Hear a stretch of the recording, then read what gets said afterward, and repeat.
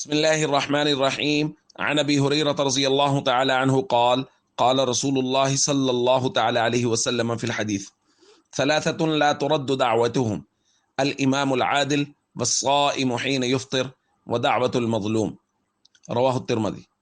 نبی کریم صلی اللہ علیہ وسلم نے ارشاد فرمایا، تین قسم کے لوگ وہ ہیں جن کی دعا رد نہیں ہوتی، ایک عادل بادشاہ، دوسرا روزہ دار جب وہ افطار کر رہا ہو، اور تیسرا مظلوم کی دعا۔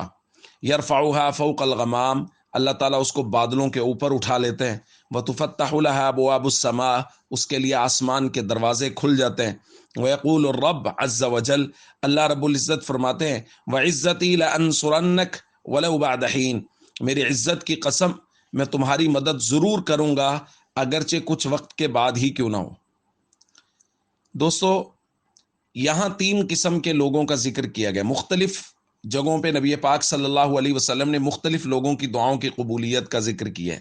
یہاں تین لوگوں کا ذکر ہے، اور ان میں خاص طور پہ الصائم حین یفطر، افطار کے وقت روزہ دار کی دعا۔ ہمارے ہاں چھوٹے چھوٹے عذر کی وجہ سے دعا افطار کے وقت چھوڑ دی جاتی ہے۔ اس بات کا بہت خیال کرنا چاہیے کہ افطار کا وقت وہ دعاؤں کی قبولیت کا وقت ہے، اس لیے اس وقت اللہ رب العزت سے ضرور دعائیں مانگنی چاہیے، اور کسی بھی سستی اور کاہلی کی وجہ سے دعا ترک نہیں کرنی چاہیے، چھوٹے موٹے عذر کی وجہ سے دعا چھوڑنی نہیں چاہیے۔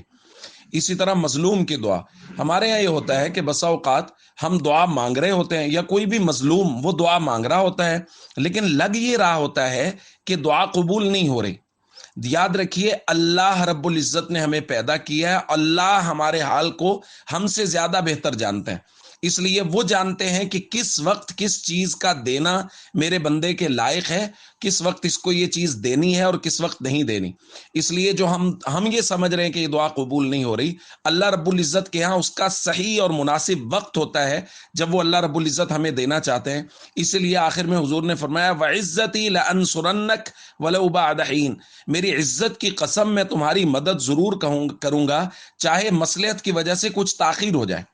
اس لیے دعائیں ہمیشہ مانگتے رہیں اللہ رب العزت سے، اس یقین کے ساتھ کہ اللہ رب العزت اگر کچھ تاخیر فرما رہے ہیں تو کسی مصلحت کی وجہ سے، فی الحال وہ شاید میرے حال کے لائق نہیں ہے جو مانگ رہا ہوں، اس لیے اللہ رب العزت اس کو تاخیر کر رہے ہیں، اور اللہ رب العزت اپنی عزت کی قسم اٹھا کے فرما رہے ہیں کہ میں تمہیں ضرور بالضرور عطا کروں گا اور تمہاری ضرور بالضرور مدد کروں گا۔ السلام علیکم ورحمۃ اللہ وبرکاتہ۔